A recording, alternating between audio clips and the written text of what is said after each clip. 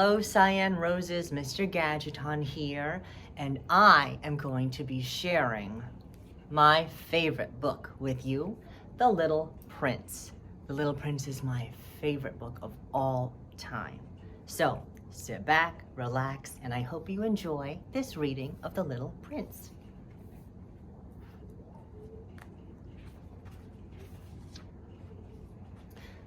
When I was 6, I gave up my magnificent career as an artist. I had to choose another profession, so I learned how to fly a plane. I lived all alone without anyone I could really talk to until 6 years ago when I made a crash landing in the Sahara Desert. Something had gone wrong with the plane's engine.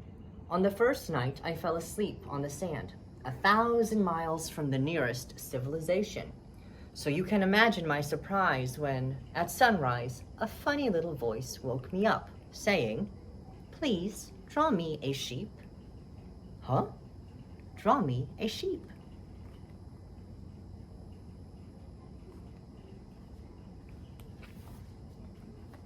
I leapt to my feet as I'd been struck by lightning.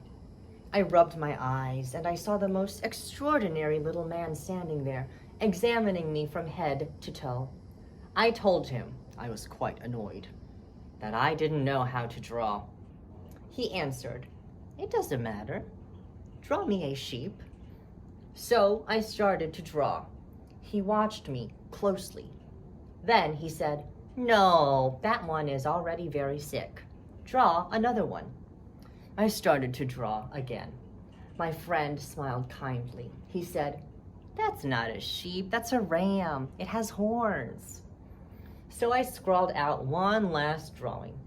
"This is a crate," I said. "The sheep you want is inside the crate."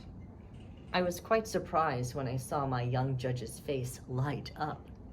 "That's just what I wanted. But do you think a sheep like this needs a lot of grass? Because where I come from, everything is really small."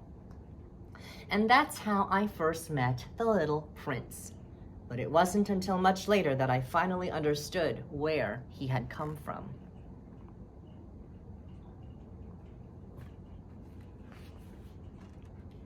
I learned something very important.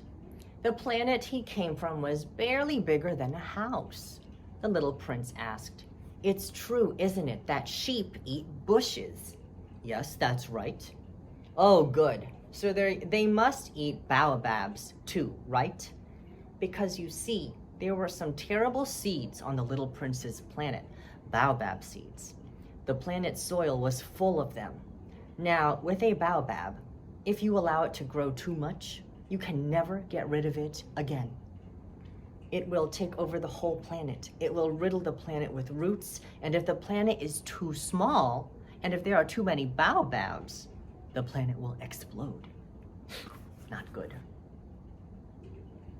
Not good at all. The Little Prince pressed me with questions. "If a sheep eats bushes, does it eat flowers too?"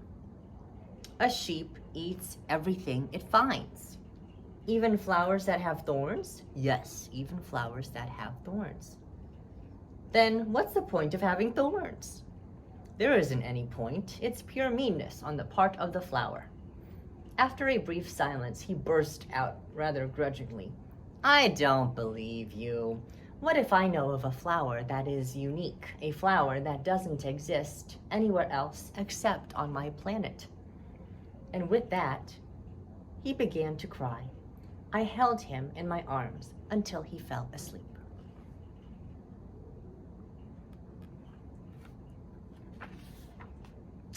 It wasn't long before I heard all about this flower. It had sprouted one day from a seed that appeared out of nowhere. The Little Prince had kept a close watch on this tiny sprig that didn't look like any other sprig. The flower took ages and ages to bloom, to come out of its little green shelter of a bud. It took its time deciding what color to be. It dressed itself slowly, deliberately, adjusting its petals one by one. It didn't want petals all rumpled like those of a poppy. Oh no, this was a very stylish flower. And then suddenly one morning, there she was. Ah, here I am, the little blossom said. I am barely awake. I am still all disheveled. But the little prince couldn't contain his admiration. How lovely you are, he said.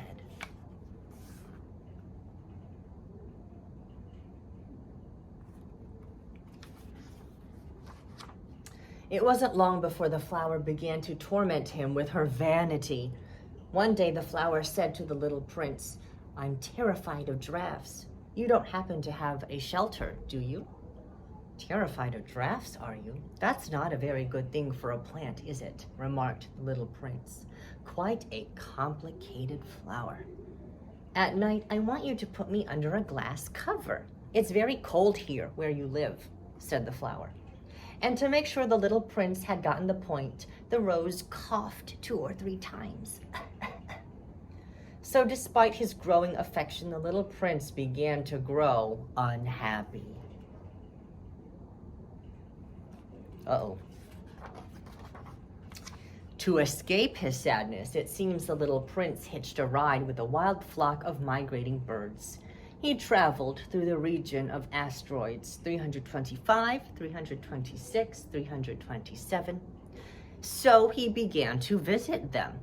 The first one was inhabited by a king, but the little prince was astonished. The planet was so tiny that he wondered, whatever could the king rule over? Over everything, the king answered simply, with a vague wave of his hand. The king pointed out his planet, the other planets, and the stars. And the stars, too? They obey you? Of course, the king answered. They obey, too.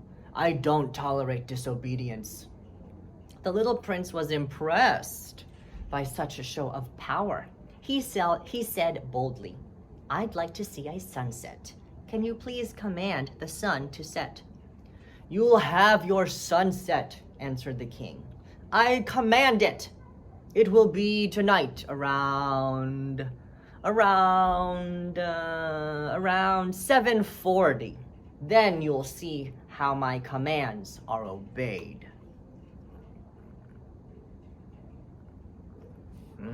I don't think he can command the sun to set. I don't think so. The second planet was inhabited by a very vain man. Aha! Here comes an admirer, cried the vain man from a distance, as soon as he saw the little prince. Because, you see, to vain people, all other people are admirers. Don't you just admire me to no end? He asked the little prince. What does admire mean? Asked the little prince.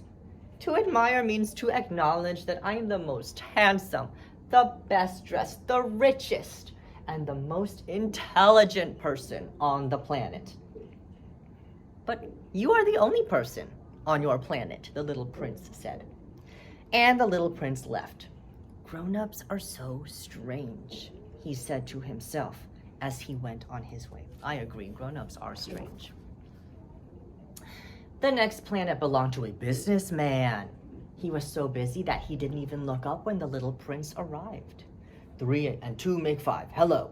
22 and 6, 28. Wow, that's 501,622,731.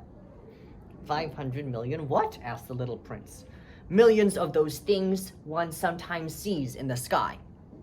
Do you mean flies? No, not those. The little glistening gold things that make lazy people daydream. Oh, you mean stars. And what do you do with 500 million stars? Nothing. I just own them. But what do you do with them? I count them. And then I count them again, the businessman said. I own a flower that I water every day, the little prince told him. And it's a good thing for my flower that I own her. But you are not useful to the stars. And the little prince went on his way. Once he'd reached Earth, the little prince was quite surprised not to see anyone. After a long walk across deserts, rocks, and tracks of snow, he discovered a garden of blossoming roses. Good morning, said the roses. The little prince gazed at them. They all looked just like his flower, and he felt very sad. His flower had told him she was the only one of her kind in the whole universe. And here were 5,000 of them, all exactly the same in just one garden. And he lay down on the grass and wept. Oh, did I show you the picture of the businessman? Well, here's the vain man, in case I didn't. And here is that businessman. Oof.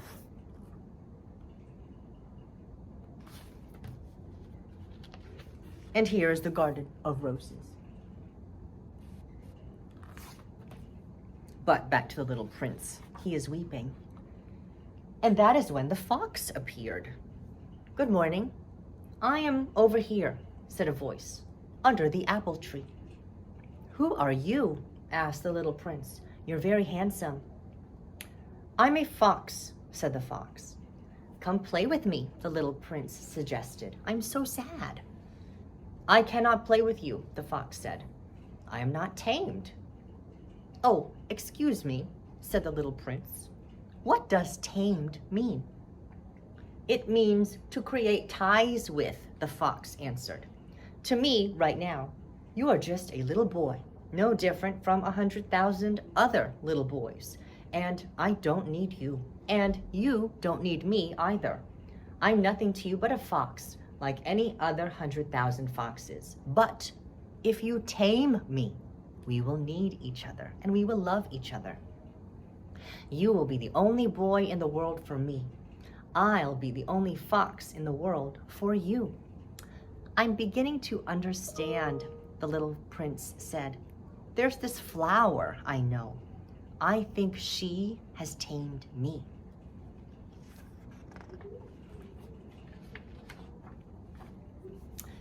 If you tame me, the fox said, my life will be filled with sunshine. Look at the fields of wheat. I don't like bread. To me, wheat is useless. But your hair is the color of gold, so it will be marvelous once you've tamed me. The wheat, which is golden, will remind me of you. You see my lights went off. The fox fell silent and stared at the little prince for a long time. Please, tame me, he said. I'd like to, the little prince answered. What do I have to do? You have to be patient, the fox answered. First, sit down at a little distance from me, like this on the grass. I'll watch you out of the corner of my eye, and you won't say anything. Words often lead to misunderstandings. Then each day, you can sit a little closer to me. You can see here how close they get. Did I show you this one too? I don't remember.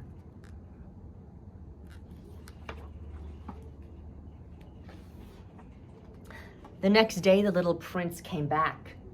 It would have been better if you'd come back at the same time, the fox said. If, for example, you come at 4 o'clock in the afternoon, by 3 o'clock, I'll start feeling happy. The closer it gets to 4 o'clock, the happier I'll be. But if you come at any old time, I'll never know when to prepare my heart for rejoicing. So the little prince tamed the fox. And then it was time to leave. You look like you're going to cry, said the little prince. Yes, of course, said the fox. Then what's the point? Asked the little prince. The point, said the fox, is the color of the wheat. That's my secret. It's very simple. One sees clearly only with the heart. Anything that is important is invisible to the eye. I'm going to say that one more time. One sees clearly only with the heart. Anything that is important is invisible to the eye. Anything that is important, the little prince repeated so that he wouldn't forget, is invisible to the eye.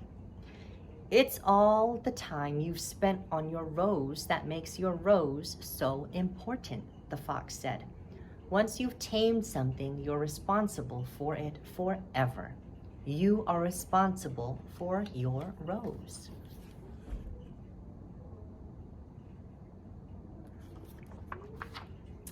By now, it was the 8th day after my crash landing in the desert, and I'd listened to this story as I drank the last drop of water in my water supply.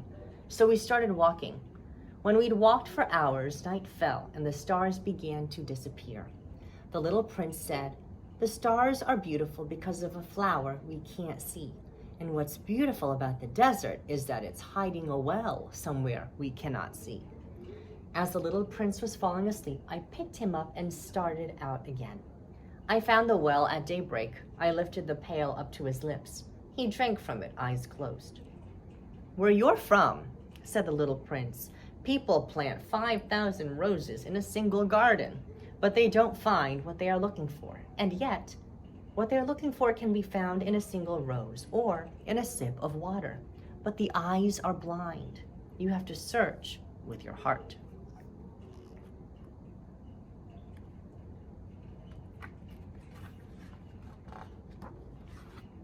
Beside the well, there was the ruin of an old stone wall. The next day, I saw my little prince from a distance sitting up on it, his legs dangling, and I heard him say to someone, "Do you have good venom? Are you sure you won't make me suffer a long time?" So I bounded over. It was one of those snakes that can kill you in 30 seconds. I reached the wall just in time to catch my good little prince, pale as snow, in my arms. He said, "I'm going home today. I've got your sheep, and I've got its crate. Tonight will mark 1 year. My star will be exactly above the place where I fell last year. I'm going to give you a gift because I live on one of those stars and will be laughing up there on one of them whenever you look up at the sky at night. To you it will seem as if all the stars are laughing. You will have stars that know how to laugh. It will be as if, instead of stars, I'd given you a whole lot of little bells that know how to laugh." Oh.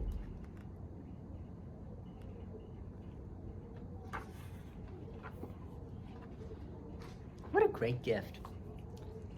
I'm sure he got back to his planet because at daybreak I couldn't find the little prince anywhere around. And at night, I love listening to the stars. It's like 500 million bells. And that is the end of The Little Prince. So, my Cyan Roses, I hope you enjoyed this, and I hope that you know, even though we will not be seeing each other every day, I know that there are 28 fantastic Cyan Roses out there in the world, reading, working hard, and making the world a better place with their kindness. So, I hope that you have enjoyed the time that we've spent together. I'm sending you hearts everywhere all the time, my Cyan Roses. I hope you enjoyed The Little Prince.